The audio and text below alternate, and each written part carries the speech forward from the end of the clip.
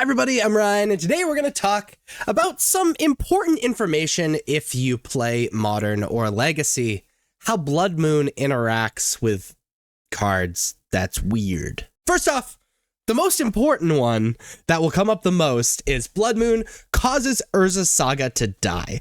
Blood Moon is a 3-mana enchantment that says non-basic lands are mountains.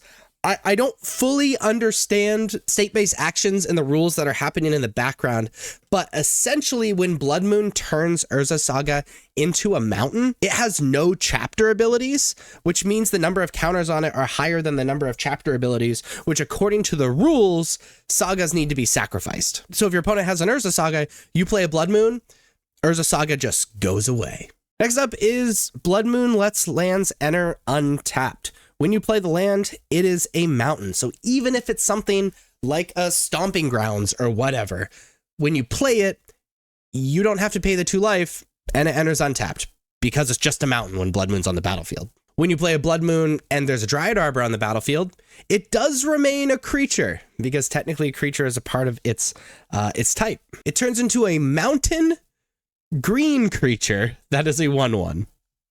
Kind of weird. Next up is timestamps. Timestamps can be kind of weird, especially you'll mostly interact with like Dryad of Elysian Grove, which says lands you control are every basic land type.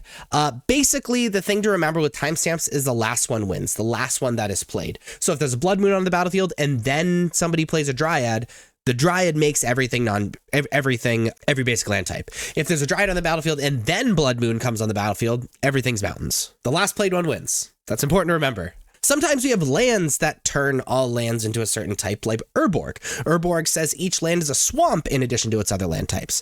The issue is that Blood Moon beats up on Urborg. If you have a Blood Moon, it turns the Urborg itself into a mountain without that text.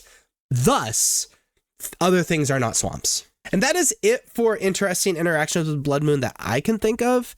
If you have any others, please leave them in the comments. And if you like this video, please be sure to like and subscribe. Check me out on social medias. Links are above me and in the description. Thank you so much for watching. I'll see you next time. Bye-bye.